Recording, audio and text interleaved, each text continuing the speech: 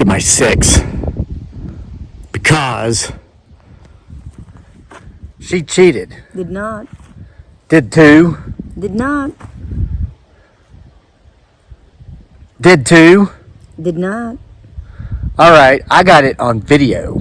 I got her cheating on video. I'm going to show it to you. Watch this.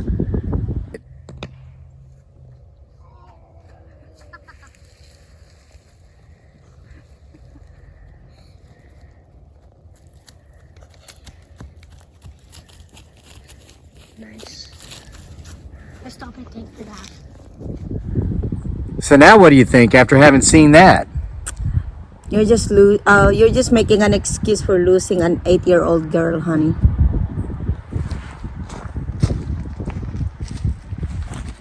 Yeah, go on inside. I don't care. You probably told her how to cheat. I'm just making an excuse for losing to an 8-year-old girl. You clearly saw her push me out of the trail into the briar patch. Yeah, we're going back here. I got a story for you. And I want you to get my 6 and see if him, her, it, or they show up in the background while we're going to the woods. What? You thought because of the title and the cover image that this was a video about my wife cheating on me? Seriously? That's why you clicked? Okay, if you want to hear a story like that, I'll tell you one, okay? My wife did cheat on me. My first wife, that's why we're divorced, cheated on me, was leaving me for dude. Dude didn't mind, getting with her when she was a smoking hot married woman with 3 kids. But when dude found out she was a smoking hot, soon-to-be single mom of 3 kids, she wasn't quite so smoking hot anymore, so it didn't work out too well. Of course, she tried to come back, and remember, kids, repeat after me. I don't chase, I replace. So there's your dirty drama trailer park trash story for the day. Now, here's how that race started that you just saw. I had some family down this weekend, a couple sisters, they brought some of their kids. Well, I have this one niece, she's 16, and so she's invincible, and she kept calling me old, telling me it looked like I could barely walk, and I think she was just being one of the cool kids, so I challenged her to a race. I said, yeah, well, if I'm so old and I can barely walk, let's race. She's like, what? I'm like, yeah. And you can even pick the distance. 20 yards, 20 miles. I don't care. Anything in between. Of course, I can't run 20 miles. But so this little 8-year-old, her little 8-year-old sister, keeps saying, I'll race you. I'll race you. And I was like, shh, quiet. I'm challenging mouth here. 16-year-old. Detecting movement back here already. So get my 6. So anyway, well, when I challenged the 16-year-old to an actual foot race, she wasn't quite as bravado, and she backed down. But this little 8-year-old girl, Carly, that you just saw, beat me in that race because she cheated, didn't back down. She got in my face, and she demanded that we race because she told me that she was going to beat me. And I told her, no, I can't do this. You don't realize this, but I'm actually pretty fit. I exercise, well, I actually train. I run all the time, like almost every day. I take about 2 days a month off, that's it. And I said, there's no way you can beat me. She goes, well, yeah, there is. I said, how do you expect to beat me? And she goes, I'll just throw you into the briar patch and then knock you down. And then I thought she was joking, but as you saw, she did it. All right. So anyway, here's the story. I told you about the white trash, my life from, gosh, a generation ago, how things have changed. Experience, hey, okay, bringing you in with a title like that, an image like that, I guess I had to give you something juicy. Best thing ever happened to me because you see who I'm with now. All right, so while my family was here, I found out from one of my sisters that her husband is an avid yard sailor. And like 7 a.m. On Saturday, he's gone. He's out of the house. He's got his yard sales picked out from Craigslist or whatever. A lot of you out there watching probably do this. I used to do that too. And let me tell you, here's your story for the day, and it's kind of creepy. Back, well, it was when I was going through my divorce, actually, 2006 or so. So it's been like 15 years ago. I used to go to yard sales and buy stuff. I would sell it on eBay if it was, worth much of anything. And I used to make several thousands of dollars a month doing this. Now, I'll give you my secret because I don't do it anymore. I don't have time to do this anymore with the writing and with the channel and everything, and just life, wanting to spend every waking minute of my time with my wife and my son. I just wouldn't do it anymore. But here's what I would do. This was my strategy. So most yard sales, at least in our area, they start early, like around 7 or 8 a.m., and then they go till like noon. Well, I wouldn't go early. That's when all the good stuff's there, right? And if you're a yard seller, you got to be there first if you want to have a shot of getting the good stuff. Well, I would wait until like noon to go, to when they had like practically nothing left. The stuff they did have wasn't really that desirable. That's why it was still there. And the people having the yard sale, they probably made more money than they thought they would. They probably thought, well, let's get rid of all this stuff. Let's have a yard sale. Maybe we'll make $50. Sometimes they make several $100s. So they're already satisfied with the money they've taken in. Well, I would show up. There's a big wind coming. Well, I would show up at like I said, right just before noon. And I'd say, wow, somebody must have already come and gotten all the good stuff.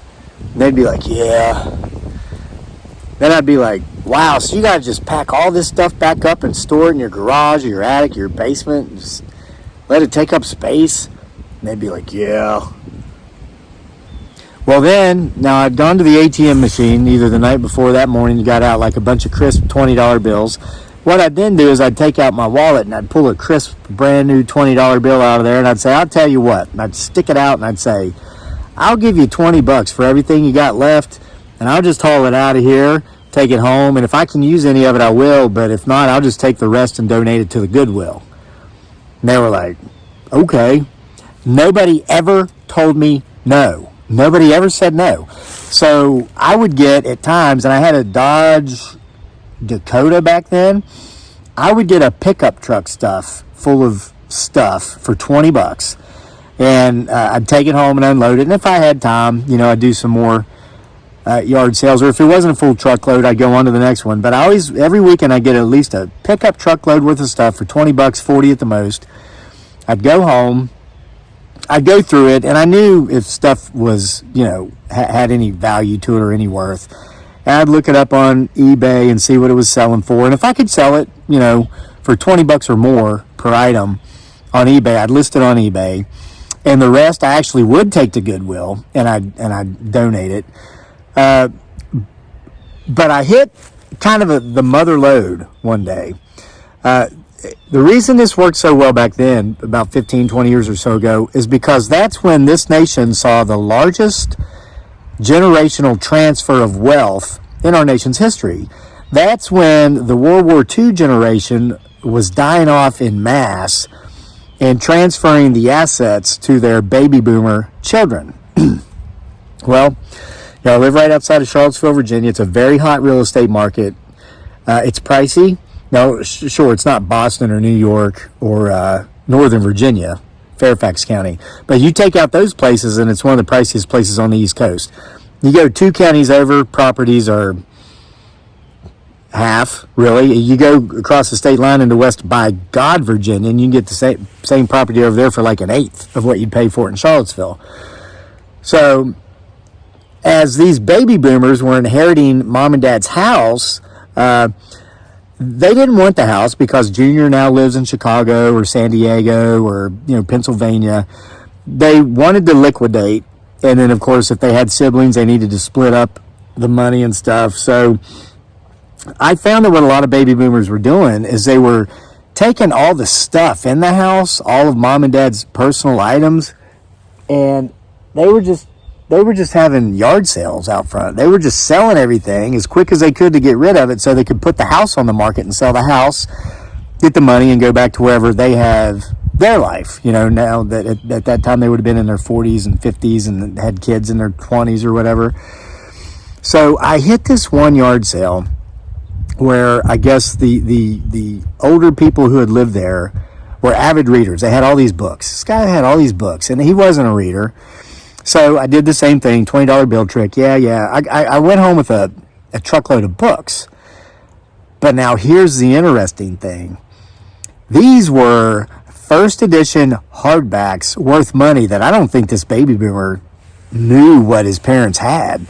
When I started looking up what some of those books were worth, I thought, no way. And I remember one, it was so amazing. The book was from 1949, hardback, first edition, and the title was The American Wild Turkey.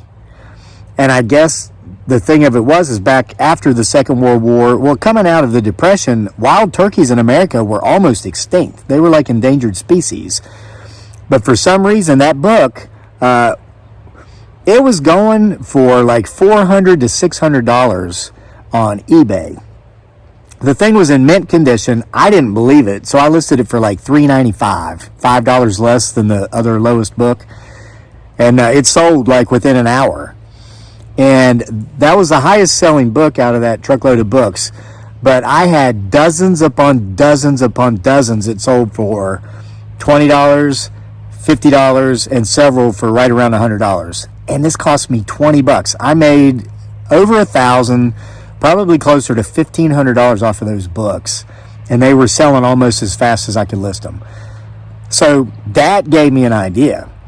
I thought, man, I'm going to keep doing this. I'm going to go to yard sales, and I'm going to specifically look for like books, old hardbacks, maybe find some more first editions that are of value. So I did. I would go out and I would do this on the weekends. Never found anything else like that again. But I remember there was this yard sale on a road I didn't even know existed. I saw a sign that said something like yard sale next right. So I start slowing down and I turn off on the road. And it's one of these roads. It wasn't in a turn, but it was off of a like a 45 mile an hour old country road, so that if you weren't looking for that road, you wouldn't know it was there. If you didn't live there, you probably wouldn't know it was there. You could drive right by that every day, miss it. So I turned, and it looked like a long winding road, but it was actually a driveway. I mean, there's driveways around here that go for miles before you get to the house. This one didn't go quite that far, but it probably went 3/4 of a mile back into the woods. And I'm thinking, where am I going? Well, I get back there, and it wasn't a log cabin, but it was a brown wooden house, had a beautiful porch on the front, and there was an old man sitting on the front porch. He was probably late 60s, early 70s. Okay, not that old, but older. I was early 30s at the time. So he comes off the porch as I'm getting out of the truck. I get out of the truck and I stand there. He's making his way down the steps, and he just keeps like looking behind him like he's real paranoid. Like, did you hear that? No, seriously, I'm not acting like that old man. Did you hear that? Sounded like footsteps, but I'm seeing nothing. This old man was acting crazy, like there was always something there coming to get him or something. Well, he was eccentric, I'll say that. Just because you think there's something back there, and there may or may not be, doesn't mean you're crazy. He was eccentric.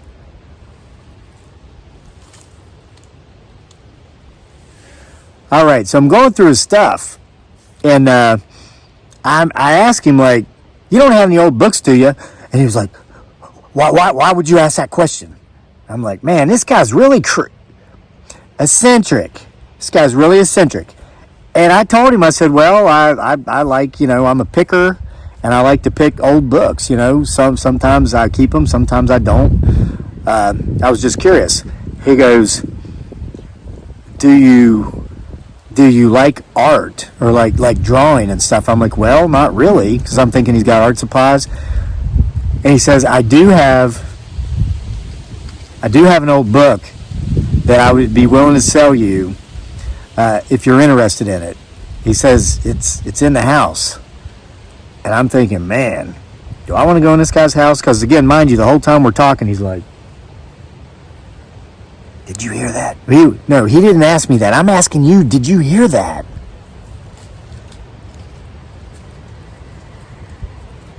Footsteps, but nothing's there. That's not the wind. The wind's up there. It hasn't made its way down here yet. All right, so anyway, I'm going to walk a little bit closer to what I'm hearing and see if we can see something.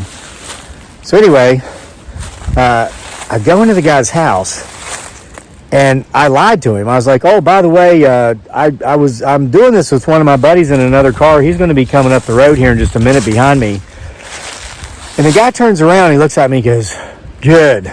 I'm glad to know someone else is coming because, to be honest with you, I was a little nervous about taking you in my house alone. And I'm like, why? And he goes, well, you just seem eccentric. So anyway, we go into his house, and he had like the weirdest stuff. The walls were black. He had what looked like charms or hocus pocus stuff on the walls and on shelves. But he had this bookshelf, and he had all kinds of old leather-bound hardback type books.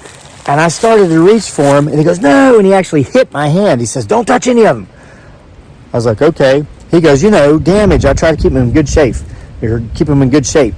He reaches to one on the end, and he pulls it out, and he hands it to me. And it was a very odd book. It was, looked centuries old, but it was in good shape. And I opened it up, and it was just blank. Like they looked like pockets, like envelope pockets, like maybe the type of book that people would have kept files in the 1950s. And I'm opening the first few folders, and there's like really thick stock paper in there, like you might draw on. So I'm pulling it out, and they're all blank. So the first one was push it back in. Second one's blank. Third one's blank. And then I get to the next one, and there were about 3 more folders on this book, and they were sealed. And so I start to open the seal, and the guy's, no, he smacks my hand again. I'm like, what? He goes, you can't do that here. You got to do that wherever you live. Take it to your house and do it. And he's still looking around like this, looking around everywhere behind him. And I said, okay, what do you want for the book? He goes, well, what do you give me for it? Whatever you think it's worth. I said, well, I don't think it's worth nothing. Can I just have it? And he goes, no. A transaction must take place. A financial transaction must take place, or you cannot have that book. By this point, I just wanted out of there because I was like, this guy is eccentric for Cocoa Puffs. You know what I'm saying?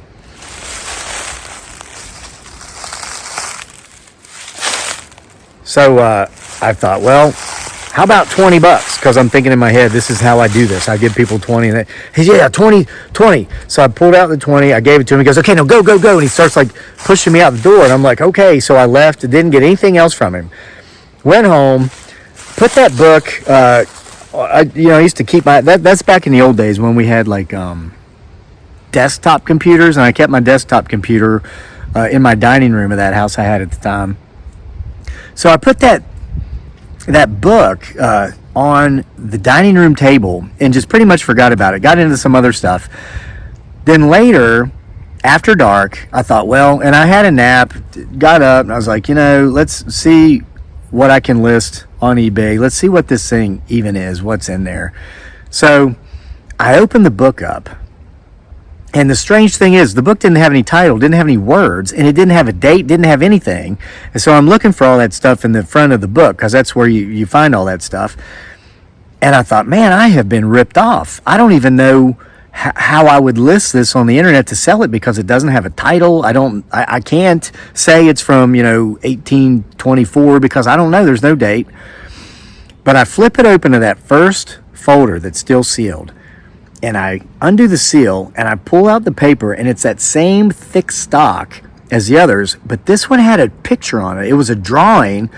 It looked like a charcoal drawing. It was the forearm and a hand. It looked human, but it was furry. Ironically, almost like a Bigfoot Sasquatch, except for running up. Now, I'm holding the phone with my hand, so let's act like this is my pointer finger. Like from here all the way up to the elbow, the hair was thicker and longer and actually draped over one side. So like a Wookiee or something, Chewbacca, or potentially, Bigfoot Sasquatch. I was like, huh. It's a picture done in charcoal of like a Bigfoot Sasquatch arm. It's really a nice drawing. Whoever did this is talented, but how do I even find what this is? So I lay the drawing on the table. I go to the internet and I start just trying to search, doing internet searches, trying to find, historic charcoal drawings, pulling those up to see if, well, I was thinking, well, maybe I can sell these things individually. But again, I didn't know when they were made, so I wouldn't know how to say how old they were. And I detected movement just out of the corner of my eye. I look over on the dining room table, and that arm, the picture of the arm, it's as if that hand had gotten up on its fingers and started walking, coming off the paper.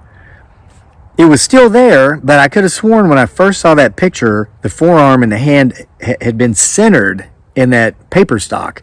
But now there was like 4 inches of white space at the end of the arm and only an inch in front of the fingers. And I thought, well, I was just seeing things. So I'm looking, I'm searching, I'm looking for like 10 minutes go by or something, and I can't find anything. So I'm like, well, I guess whatever. I'm only out $20. I look back over. The paper is still on the table, but that forearm is gone. It's like invisible ink or invisible charcoal. I'm like, that is so weird. So I'm looking at the other side, making sure I didn't flip it over. Looked, and there were still 2 more packets that were sealed. And I was like, this is the dangest thing. And then so I thought, well, here's what it's got to be. This picture, this image was drawn, who knows, could have been 200 years ago. It's been sealed up in darkness, probably from the lights. The light themselves disintegrated.